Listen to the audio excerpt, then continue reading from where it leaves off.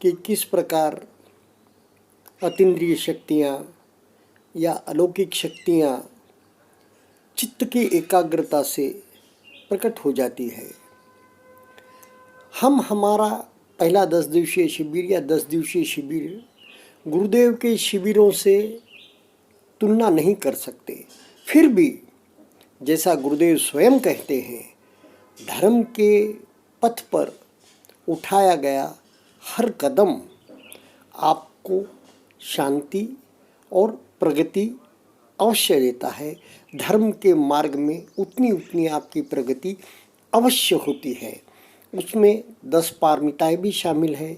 जितनी जितनी पारमिताएँ एक एक पुष्ट होगी, उतना उतना धर्म में हम आगे बढ़ेंगे। तो हम देखेंगे अब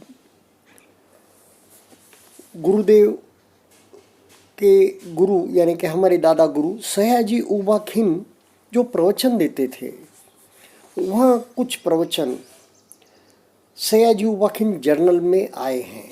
उसमें अब हम समाधि के विषय में जानेंगे और उस समाधि के विषय में हम भारतीय जो योग शास्त्र है उसमें समाधि का के लिए क्या कहा गया है, जैन आगम में समाधि के लिए क्या कहा गया है, वह भी जानेंगे।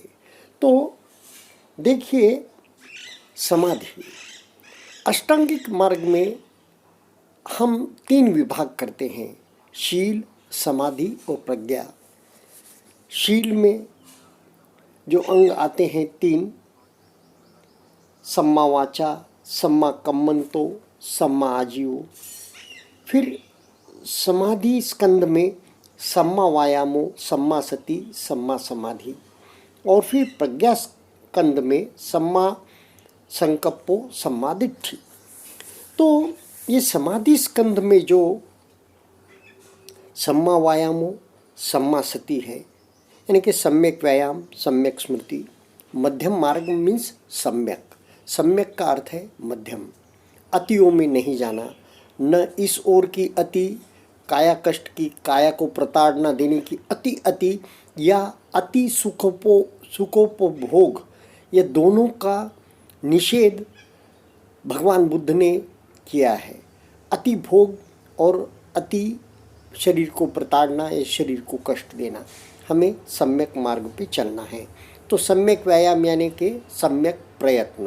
प्रयत्न किस दृष्टि से कि एकाग्रता लानी है हमें, फिर वो भी सम्यक एकाग्रता। और सम्मा सति यानी कि हमारी जागृति, हमारी जो चेतना, हमारा जो संवेदनशीलता है वह बढ़ानी है। तो वह सम्मा सति, संवेदनाओं के प्रति जागरूकता। यानी कि अभी तो हम प्रथम 4 दिवस की आनापान क्षेत्र की ही बात कर रहे हैं, तो सिर्फ वहाँ तक ही सीमित है कि सांस का आना, सांस का जाना। तो सम्यक स्मृति के लिए यानी एक ही बात का बार बार ध्यान कर सकने के लिए सम्यक व्यायाम यानी भली भांति प्रयत्न किया जाना आवश्यक है। आनापान की बात है।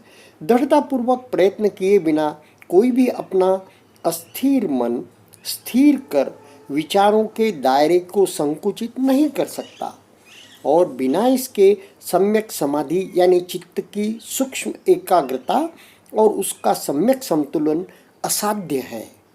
सम्यक समाधि की स्थिति में चित्त समस्त निवरणों से, निवरण यानी कि आवरण, जिसे बाधाएं कहें, कामछंद आदि अंतराय स्वरूप विघ्न बाधाओं से मुक्त हो जाता है। समाधि में संकल्प विकल्प क्षीण हो जाते हैं या नहीं भी होते, परम परिशुद्ध हो जाता है और प्रशांत ज्योति से जगमगा उठता है, भीतर भी और बाहर भी।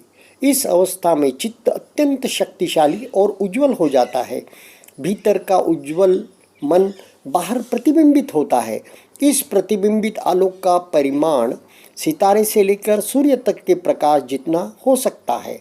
नितांत अंधकार में अंतरचक्षु के सन्मुख जो ज्योति प्रकट होती है वह और कुछ नहीं, चित्त की परिशुद्धता, प्रशांति और पवित्रता की अभिव्यक्ति मात्र है। हिंदू साधक भी इसी दिव्य ज्योति के दर्शनार्थ प्रयत्नशील है। दिव्य ज्योति के आलम्बन से अनंत में समाहित हो जाना और पुनः उसी आलम्बन पर लौट आना, यही यथार्थतः ब्राह्मणी योग मार्ग है। ईसाइयों के नए टेस्टामेंट में सेंट मैथ्यूस ने ज्योतिर्मय शरीर का उल्लेख किया है। इसी चमत्कारपूर्ण ज्योति के लिए रोमन कैथोलिक पादरी नियमित रूप से ध्यान करते हैं। ज्योतिर्मय स्वरूप यानी शरीर का, यानी कि सभी और एक एक एक ज्वाला सी या एक प्रकाश सा महसूस हुई, सारा शरीर प्रकाशमान सा लगे, दैदीप्यमान सा लगे, या सारे शरीर में प्रकाश ही प्रकाश फैलाए, या हर जगह टिमटिमाने लग जाते हैं छोटे छोटे बल्ब ऊपर से नीचे तक, नीचे से ऊपर तक। ऐसा मुसलमानों के धर्म ग्रंथ इस्लाम में कुरान शरीफ में भी दिव्य ज्योति प्रकाशन को बहुत महत्व दिया गया है। जैसा कि मैंने अभी भी कहा, बाहर दिखने वाली यह ज्योति भीतरी परिशुद्ध चित्त का ही प्रतिबिंब मात्र है और विशुद्ध चित्त ही धार्मिक जीवन का सार स्वरूप है।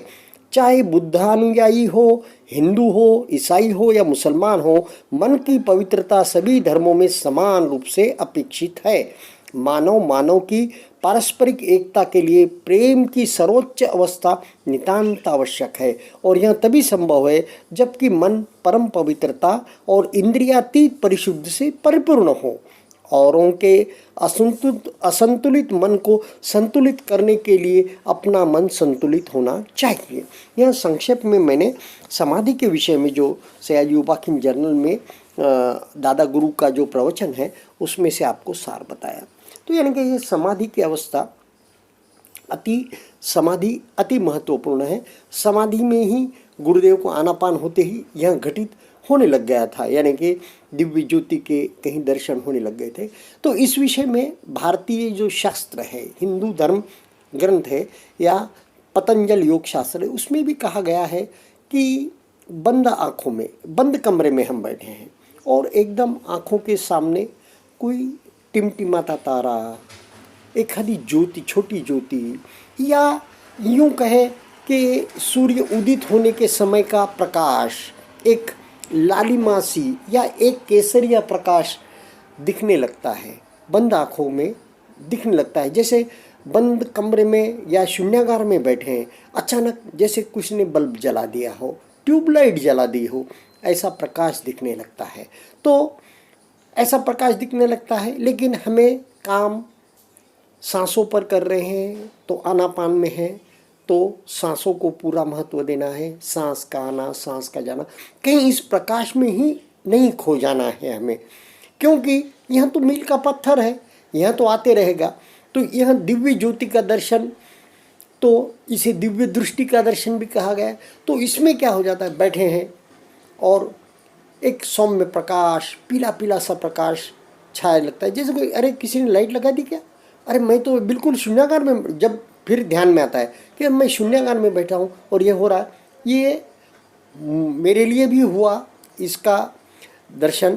तो उसमें कोई खास बात तो नहीं, गुरुदेव प्रवचन में ही कह देते हैं, इसलिए हम उसके बारे में आगाह हो जाते हैं और उसमें ही उसका आकर्षण करके उसी में ही लिप्त नहीं हो जाते। तो इस प्रकार का दिव्य ज्योति का दर्शन होता है। तो यह कब होता है, कहीं कहा नहीं जा सकता, कभी भी हो सकता है, किसी भी साधक को हो सकता है, आनापान में हो सकता है या फिर विपश्यना के बाद हो सकता है, पहले शिविर में नहीं, दूसरे शिविर में होता है, हो जाता है। कभी कोई स्टेशन किसी साधक को पहले आएंगे, कभी कोई स्टेशन किसी साधक को पहले आएंगे, लेकिन ये स्टेशन आते जाते हैं। चित्त की एकाग्रता का ये द्योतक है। तो यह अतीन्द्रिय, क्योंकि इंद्रियों से ज़्यादा इसमें आपको ये मिल रहा है कि हमारी इंद्रियां ज़्यादा सक्षम, तेज हो जाती है या ज़्यादा उनमें एक शक्ति आ जाती है। तो अतीन्द्रिय शक्तियाँ, अलौकिक शक्तियाँ ऐसा कहा जाता है। तो यह अतीन्द्रिय शक्तियाँ कभी भी आ सकती है और कभी कभी यह आती है, लेकिन साधक उस समय अगर पूरी तरह से जागरूक नहीं है, उस समय पूरी तरह से वो सती में नहीं है और वहाँ कहीं विचारों में खो गया, किसी विकार में खो गया, तो यह स्टेशन आता ज़रूर है लेकिन उसका पता नहीं लगता। इसलिए जागृति हर वक्त, जो एक प्रकार से मन बिल्कुल सूक्ष्म रूप में, तीक्ष्ण रूप में जागरूक रहना चाहिए। तो मन की जागरूकता हर स्टेशन को फिर कैच कर सकती है।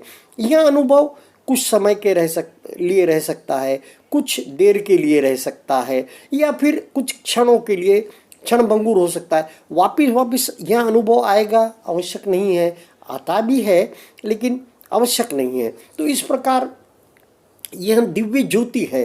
तो कभी कभी इसे दिव्य दृष्टि भी कहते हैं। दिव्य दृष्टि कैसे कि आपको कुछ दूर का दिखाई देने लगता है, यानी कि आँखों की रोशनी ठीक अच्छी ज़्यादा हो जाएगी, तेज हो जाएगी। यह तो होना है क्योंकि हम आँखों को 12-15 घंटे ध्यान हो जाता है, रात को सोना है, तो आँखों के इंद्रिय का उपयोग हम बहुत मर्यादित कर देते हैं, बहुत कम कर देते हैं। तो नेचुरली है उस इंद्रिय की क्षमता, वह इंद्रिय फिर से तरोताज़ा हो जाना स्वाभाविक है। तो ऐसे एक फिजिकल दृष्टि भी आपकी अच्छी हो जाएगी, या सूक्ष्म दृष्टि भी बढ़ जाएगी गहराई से देखने की, क्योंकि हम विघटन विश्लेषण की कला सीख रहे हैं और मन को हम क्या कर रहे हैं, शार्प कर रहे हैं, मन को हम धारदार बना रहे हैं, मन को हम सूक्ष्म और तीक्ष्ण बना रहे हैं। तो निसर्गतः हमारी दृष्टि पैनी हो जाएगी, छोटी छोटी बातों का भी हम अवलोकन कर सकेंगे। लेकिन उस समय हमें समता बहुत आवश्यक है, वरना वह जो सूक्ष्म मन, तीक्ष्ण मन का त्रास हो जाता है और वह साधना नहीं है, फिर वह विपश्यना साधक नहीं है। तो हमें समता धारण करनी पड़ती है उस वक्त। तो बात यह दूरदृष्टि में और क्या हो जाता है, कभी कभी हमें जैसा लॉन्ग टर्म प्लानिंग जिसे कहते हैं, दूर की प्लानिंग भी बहुत अच्छी प्रकार हम कर सकते हैं। हम देख सकते हैं कि प्रॉबेबल जो डिफ़िकल्टीज आने वाले हैं, प्रॉबेबल जो ऑब्स्टेकल आने, किसी भी योजना में ऑब्स्टेकल आने वाले, हमारी दृष्टि दूर हो जा रही है, दूर की हो जाती है। नेताओं को कहा जाता है ना, अच्छे लीडर को, अच्छे शासक को दूरदृष्टि रहनी चाहिए। तो उस प्रकार की दूरदृष्टि बड़े साधक में निसर्गतः बढ़ जाती है। प्लानिंग उसकी बिल्कुल निष्कंटक, या जो जिसे कहेंगे कि वो सारे की सारे जो प्लानिंग में आने वाली अड़चनें हैं, रुकावटें हैं, उनको अच्छी तरह देख लेता है और उनकी उपाय योजना भी कर देता है। इस प्रकार की दूरदृष्टि। और कभी कभी कहते हैं कि दिव्य दृष्टि यानी कि क्या, कि भविष्य में जान लेने की क्षमता हाँ हो जाती है। लॉजिकली हम भविष्य को भी जानने लग जाते हैं। तो यह एक प्रकार से ऐसा है। और अब इस पर आते हैं कि जैन आगम में भी कहा गया है समाधि के विषय में कि साधना तो विशिष्ट समय, विशिष्ट जगह ही होती है, आंखें मूंद कर बैठना करना, लेकिन समाधि की अवस्था, समाधि हमारे जीवन में हर क्षण घटित होनी चाहिए। कैसी भी परिस्थिति रहो, चित्त की अडोल अवस्था यानी कि समाधि, यानी कि चित्त जब विक्षिप्त नहीं होता किसी भी बाहरी कारण से, तो उसे समाधि की अवस्था कहते हैं। तो वैसे कैसे, कभी नुकसान हो गया, कभी फायदा हो गया, कभी अनचाही हुई, कभी मनचाही हुई, तो दोनों में भी सम रहने का नाम समाधि है। तो उसी में कैसा आ जाता है कि समझो अब देखें, बाहर मौसम गर्म है, गर्मी के दिन है, गर्मी पड़ रही है, तो उसके कंप्लेंट क्या, उसका कंप्लेंट जब करते हैं हम, बाहर मुंह से बता भी देते हैं, तब तो बिल्कुल दृश्य रूप में हम समाधि में नहीं है। और जब हम मन में भी फील करते हैं, अरे कैसी गर्मी हो रही है, अरे गर्मी तो होगी ही, निसर्गता होगी, और उसके लिए पंखा जलाने को ताबड़तोड़ चले जाते हैं, तो फिर यह हमारी समाधि नहीं हुई। पंखा चलाना चाहिए, नहीं, मगर यह समाधि नहीं हुई। जब हम कंप्लेन कर लेते कैसी धूप पड़ रही है, या कैसी ठंड पड़ रही है, कैसी बारिश हो रही है, अरे मौसम के प्रति भी हमारी समता नहीं है। समता यानी समाधि, समाधि नहीं है तो फिर क्या फायदा है। तो इसलिए दूसरे के अशांत मन को अगर शांत करना है तो पहले अपने चित्त को शांत और समाधि में लाओ। अपना चित्त पहले समता में प्रतिष्ठित करो, इसे समाधि कहा गया है। और समाधि का मरण, समाधि का जीवन रहेगा तो समाधि का मरण भी होगा। समाधि का मरण होगा तो ऊंचे से ऊंचा भाव मिलेगा कि जहां हम विपश्यना साधना हमारी वापस कर सके। अब समाधि विषय में पतंजलि योग दर्शन में यम, नियम, आसन, प्राणायाम, प्रत्याहार, धारणा, ध्यान, समाधि, या धारणा ध्यान समाधि के बजाय ध्यान, धारणा, समाधि, यानी कि जो कुछ किया जाता है धारणा तक या ध्यान तक सब समाधि के लिए किया जाता है। वहाँ समाधि परमोच्च अवस्था दी गई है, हमारे यहाँ ध्यान या प्रज्ञा परमोच्च अवस्था दी गई है। तो उसमें ज़्यादा भेद नहीं है, लेकिन यह जो यम का पालन किया जाता है, यानी कि जो नियम का पालन किया जाता है, जो शील सदाचार का पालन किया जाता है, समाज के लिए भी शांति प्रदायक है, स्वयं के लिए भी शांति प्रदायक है, तो इससे व्यक्ति की समाधि पुष्ट होती है। फिर आगे चलकर जब हम आसन करते हैं, विभिन्न प्रकार के पोस्चर्स करते हैं, तो उसमें भी शरीर को विभिन्न प्रकार से वे पतंजल योग करने वाले, हठ योग करने वाले शरीर को विभिन्न प्रकार से एक कष्टमय पोजीशन में ले जाते हैं। पर स्थिरम सुखम आसनम कहते हैं, उस अवस्था में भी आप सुखपूर्वक दीर्घ काल तक रह सकना, इससे विभिन्न रोग तो जाते ही हैं और शरीर को समाधि में कैसे भी कष्टप्रद अवस्था में भी शरीर फिर समाधि में रहने का अधीनस्थ हो जाता है, मन भी समाधि में रहने का अधीनस्थ हो जाता है। गुरुदेव एक जगह प्रश्न के उत्तर में कहते हैं, जब आप आसन भी कर रहे हैं तो विशिष्ट शरीर के अंगों की क्या संवेदना हो रही है, यह देखना चाहिए। जब हम आसन भी कर रहे हैं, योगासन, शरीर स्वास्थ्य के लिए अनेक साधक प्राणायाम करते हैं, अनेक साधक योगासन करते हैं, तो तब क्या देखना चाहिए उन्होंने शरीर का जब आसन कर रहे हैं तो शरीर के विभिन्न अंगों में जो भी अंग कार्यरत है या जो भी अंग में कुछ पीड़ा हो रही है, उसे समतापूर्वक तटस्थ भाव से, साक्षी भाव से देखना चाहिए। इस प्रकार गुरुदेव भी कहते हैं। तो आसन किस लिए? आसन शरीर को विभिन्न अवस्था में हमें ढालकर, थोड़ा शरीर को कष्टदायक अवस्था में भी डालकर, जो कि नॉर्मल अवस्थाएं नहीं है, वैसे पोस्चर बनाकर हम शरीर की को समता में स्थित करने का प्रयत्न करते हैं। मन और शरीर उस वक्त समता में स्थित हो, इसका प्रयास होता है। और दूसरा प्रकार यह भी हो जाता है, आसन करते हुए मन जो भटकते रहता है इधर उधर, शरीर आसन करने लगता है। जब मन खींचकर अनायास ही शरीर के साथ आ जाता है, जहाँ जहाँ पीड़ाएं हो रही वहाँ वहाँ हमारा मन एकत्र हो जाता है। फिर प्राणायाम आता है। प्राणायाम हम समाधि के लिए ही करते हैं, ध्यान के लिए ही करते हैं, प्रत्याहार के लिए। तो फिर उसमें आगे जाकर ध्यान, फिर धारणा, या ध्यान की धारणा बन जाती है या धारणा का ध्यान बन जाता है, और फिर समाधि, यह अवस्था प्राप्त होती है। ऐसा पतंजलि योग शास्त्र है। तो अपने इधर तो क्या है, विपश्यना ध्यान साधना में पहले जो शील, समाधि और फिर प्रज्ञा, यानी कि विपश्यना ध्यान, इस प्रकार का कहा गया है।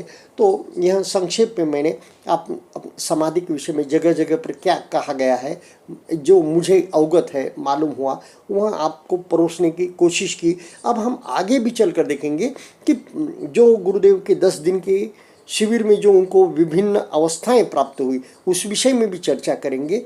और भगवान बुद्ध ने ध्यान प्रणाली, या भगवान बुद्ध को जब हम देखते हैं ध्यानस्थ होते हुए, भगवान महावीर को जब हम देखते हैं ध्यानस्थ हुए, आदि योगी महादेव को जब हम ध्यानस्थ देखते हैं, तो यह ध्यान के लिए हम प्रवृत्त होते हैं तो क्या अवस्था होती है, मन में हमारे क्या चलता है। और इतना राजपाट होते हुए भी सिद्धार्थ गौतम बुद्ध ने सबका त्याग कर कर अचानक, यह तो अचानक कह रहा हूँ, लेकिन कई जन्मों की पारमी है बोधिसत्व की, जो पारमी उन्हें सम्यक संबुद्ध बनने तक लेकर आई। तो उस विषय में भी बात करेंगे।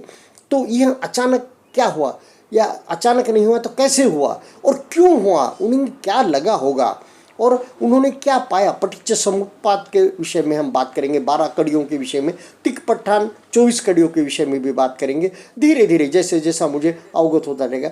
वहाँ एक जगह तुलसीदास जी लिखते हैं, शंकर सहज रूप संवारा, लागी समाधि अखंड अपारा।